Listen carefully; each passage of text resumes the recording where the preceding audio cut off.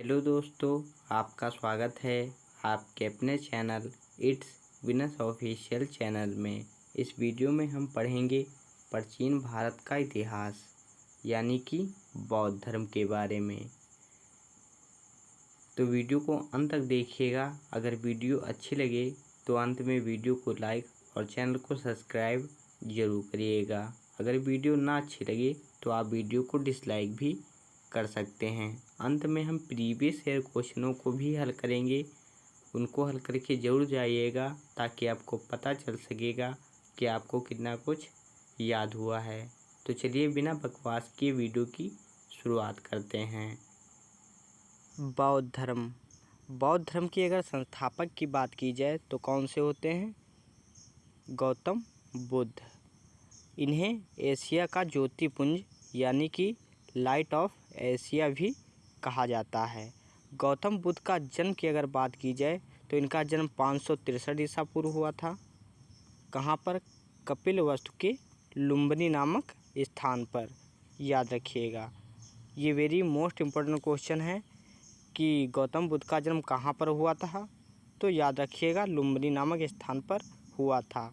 यहीं पर अगर इनके माता पिता की बात की जाए तो इनके पिता का नाम शुद्धोधन था और इनकी माता का नाम माया देवी, जो कि गौतम बुद्ध के 7वें दिन बाद इनकी माता की मृत्यु हो गई थी।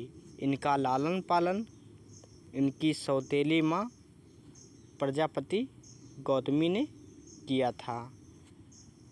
एक वेरी मोस्ट और इम्पोर्टेंट क्वेश्चन से निकलता है कि इनके बचपन का नाम क्या था। तो याद रखिएगा, इनके बचपन का नाम सिद्धार्थ होता है। ये वेरी मोस्ट इम्पोर्टेंट क्वेश्चन है, कई बार परीक्षा में पूछा हुआ है कि गौतम बुद्ध के बचपन का नाम क्या था। इसके आगे बढ़ते हैं। बचपन से ही गौतम बुद्ध जो थे, इनका मन आध्यात्मिकता की ओर था कि ये जब छोटे होते हैं गौतम बुद्ध तो इनके पिताजी एक महात्मा को लेकर आते हैं और इनका हाथ गौतम बुद्ध का दिखाते हैं। यानी कि इनका जब हाथ दिखाते हैं तो वो महात्मा कहते हैं कि ये बड़े होकर एक बड़े सन्यासी बनेंगे। तो इस बात को लेकर गौतम बुद्ध के पिता बहुत ही निराश हो जाते हैं। ये सोचते हैं कि हम राजा हैं तो हमारा बेटा भी राजा बने। इसलिए गौतम बुद्ध को इसी सिद्धार्थ को सभी दुखों से दूर रखा गया। कमरे में ही, घर में ही, महल में ही रखा गया और बाहर की इन्हें दुनिया नहीं दिखाई गई।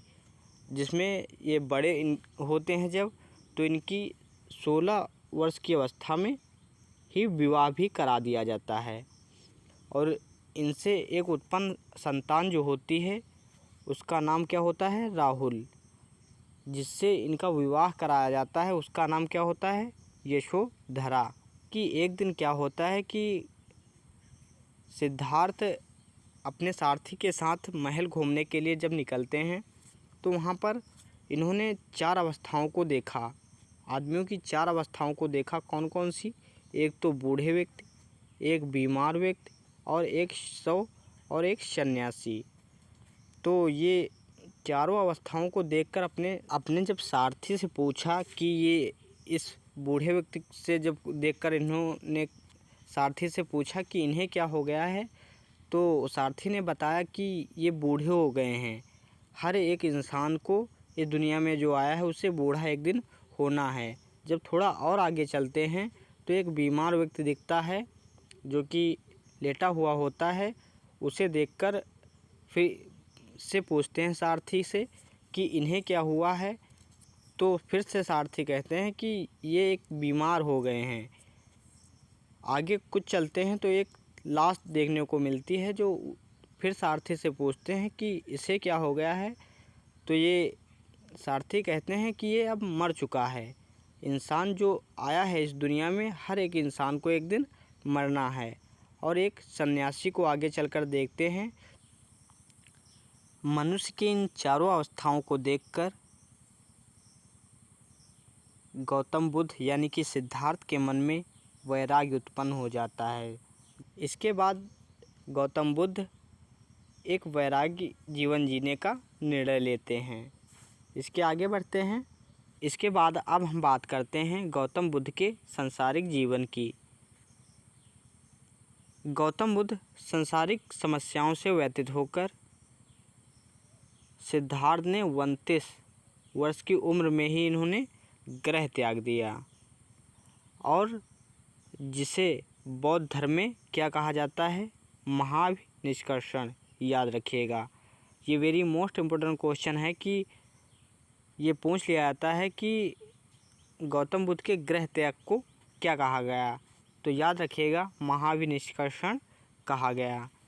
ज्ञान की खोज में गौतम बुद्ध इधर उधर भटकते रहे, फिर इन्हें अलार्क कलाम मिले जो इनके पहले गुरु बने। इन्होंने अलार्क कलाम से सांख्य दर्शन की शिक्षा ली। ये वेरी मोस्ट इम्पोर्टेंट क्वेश्चन है कि ये भी पूछ लिया जाता है कि गौतम बुद्ध के पहले गुरु कौन थे, तो कौन थे, अलार्क कलाम। याद रखिएगा, वेरी मोस्ट इम्पोर्टेंट क्वेश्चन। इसके बाद महात्मा बुद्ध ने अपने 5 मित्रों के साथ सारनाथ के वन में चले आए। वहाँ पर कई वर्षों तक कठोर तपस्या की, लेकिन परिणाम कुछ भी ना मिला।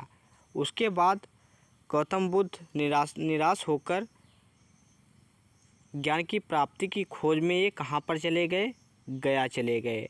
इसके बाद गौतम बुद्ध की कठिन तपस्या के बाद इन्हें 35 वर्ष की आयु में वैशाख की पूर्णिमा की रात, याद रखिएगा वैशाख की पूर्णिमा की रात, निरंजना नदी के किनारे और पीपल वृक्ष के नीचे सिद्धार्थ को ज्ञान की प्राप्ति हुई।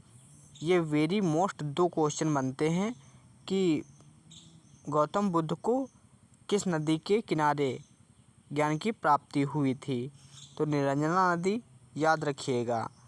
और ये भी क्वेश्चन बन जाता है कि गौतम बुद्ध को किस वृक्ष के नीचे ज्ञान की प्राप्ति हुई थी, तो याद रखिएगा पीपल वृक्ष के नीचे ज्ञान की प्राप्ति हुई थी। इसके बाद ज्ञान प्राप्ति के बाद सिद्धार्थ बुद्ध के नाम से जाने गए, यानी कि अब तक ये सिद्धार्थ के नाम से जाने जा रहे थे, लेकिन ज्ञान प्राप्ति के बाद इन्हें बुद्ध के नाम से जाना जाने लगा। और इन्हें जहाँ पर ज्ञान की प्राप्ति हुई उसे क्या कहा गया, उस स्थान को बौद्ध गया कहा गया। इन्हें गया चले आए थे, गया में ज्ञान की प्राप्ति हुई, जहाँ पर इन्हें ज्ञान की प्राप्ति हुई उस स्थान को बौद्ध गया कहा गया। याद रखिएगा, वेरी मोस्ट इम्पोर्टेंट क्वेश्चन बनते जा रहे हैं। हर एक पेपर में इनसे 1 या 2 क्वेश्चन उठाए जाते हैं, तो ध्यान से पढ़िएगा। बुद्ध ने अपना प्रथम उपदेश सारनाथ में दिया था, जहाँ पर पहले आए थे, तपस्या की थी, पर वहाँ पर कोई परिणाम नहीं मिला था। फिर कहाँ पर चले आए थे, गया, जिसे बौद्ध ग्रंथों में धर्म चक्र प्रवर्तन कहा जाता है। बौद्ध ग्रंथों को क्या कहा जाता है, धर्म चक्र प्रवर्तन, याद रखिएगा। और इन्होंने यह उपदेश पाली भाषा में दिया। वेरी मोस्ट इम्पोर्टेंट क्वेश्चन कि गौतम बुद्ध ने अपने उपदेश किस भाषा में दिए थे, तो याद रखिएगा पाली भाषा में अपने उपदेश दिए थे। नोट पॉइंट, बुद्ध ने अपने सर्वाधिक उपदेश कौशल देश की राजधानी कहाँ पर दिए थे, श्रावस्ती में सबसे अधिक अपने उपदेश दिए थे, याद रखिएगा।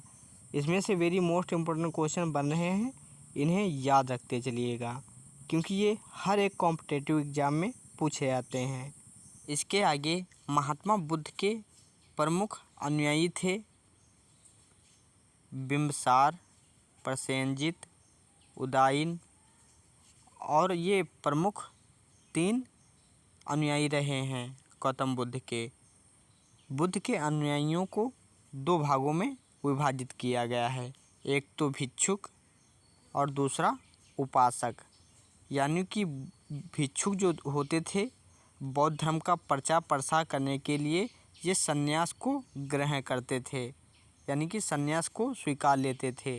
और उपासक हमारे वो होते थे जो गृह जीवन व्यतीत करते हुए बौद्ध धर्म को अपनाया था, जिन्होंने, उन्हें क्या कहा गया? उपासक कहा जाता है। इसके आगे बौद्ध धर्म में सम्मिलित होने के लिए न्यूनतम आयु जो होती थी वो 15 वर्ष होनी थी, यानी कि 15 वर्ष से कम लोगों को इसमें नहीं शामिल किया जाता था। अब हम बात करते हैं बौद्ध साहित्य त्रिपिटक। ये मूल रूप से पाली भाषा में रचा गया है। इसकी संख्या 3 है, इसलिए त्रिपिटक इसे कहा जाता है। पहला है जिसमें से विनय पिटक। इसमें भिक्षु एवं भिक्षुणियों के आचरण संबंधी नियम हैं, यानी कि कैसा आचरण भिक्षुक और भिक्षुणियों के हैं। और सूक्त पिटक, इसमें बौद्ध धर्म के उपदेश संकलित हैं, यानी कि बौद्ध धर्म के उपदेशों के अनुसार ही हम कार्य करेंगे। अभिधम्म पिटक, इसमें बौद्ध धर्म के प्रदर्शक और व्याख्याएं दी गई हैं। इसका सबसे महत्वपूर्ण भाग जो है कथा वस्तु है, यानी कि इनका रहन सहन।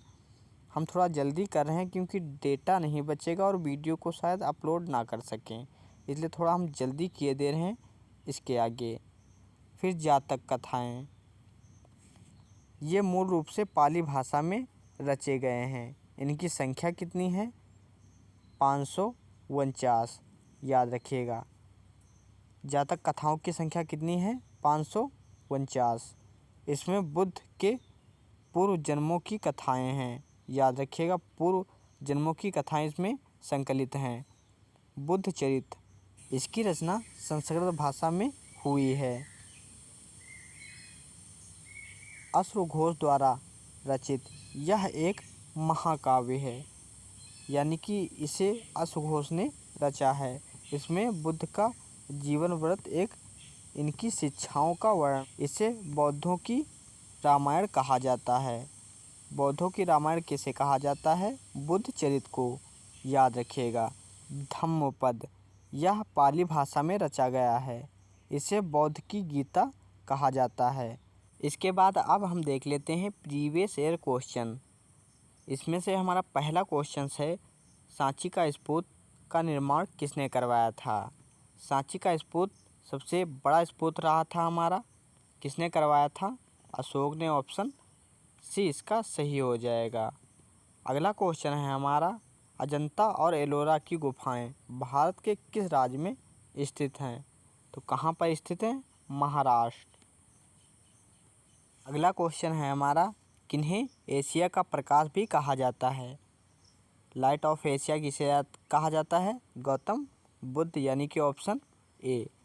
अगला क्वेश्चन है हमारा, गौतम बुद्ध ने महापरिनिर्वाण कहाँ लिया था? तो इसका सही ऑप्शन हमारा बी हो जाएगा, कुशीनगर। अगला क्वेश्चन है हमारा, सारनाथ स्तंभ का चक्र निम्न में से किसे इंगित करता है? तो इसका प्रगत, यानी कि ऑप्शन सी इसका सही ऑप्शन हो जाएगा। हम थोड़ा जल्दी कर रहे हैं क्योंकि बड़ी वीडियो हो जाएगी और वीडियो को अपलोड हम शायद ना कर सकें, इसलिए माफ़ी चाहूँगा, थोड़ा जल्दी कर रहे हैं। अगला क्वेश्चन है हमारा, बौद्ध धर्म का संरक्षक कुषाण शासक कौन था? कौन था? कनिष्ठ, यानी कि ऑप्शन डी इसका सही हो जाएगा। माफ़ी चाहूँगा। अगला क्वेश्चन है हमारा, बुद्ध की मृत्यु जहाँ हुई थी वह स्थान अब कहाँ पर है? ऑप्शन डी, यानी कि उत्तर प्रदेश। कुशीनगर उत्तर प्रदेश में पड़ता है, तो उत्तर प्रदेश का सही होगा। धर्मचक्र प्रवर्तन किसे कहा गया? तो सारनाथ को धर्म जहाँ पर पहला उपदेश दिया था इन्होंने, सारनाथ। ऑप्शन सी इसका सही हो जाएगा। अगला क्वेश्चन है हमारा, बुद्ध की मृत्यु किस वर्ष हुई थी? यानी कि 463 ईसा पूर्व। ऑप्शन ए इसका सही हो जाएगा। अगला क्वेश्चन है हमारा, बुद्ध धम्म एवं संघ मिलकर कहलाते हैं, क्या कहलाते हैं? आपको ये कमेंट बॉक्स में कमेंट करना है। अगर वीडियो अच्छी लगी हो तो वीडियो को लाइक ज़रूर करिएगा। अगर वीडियो ना अच्छी लगी हो तो आप इस वीडियो को डिसलाइक भी कर सकते हैं, और हो सके तो हमारे चैनल को सब्सक्राइब करके हमारी सहायता कर सकते हैं।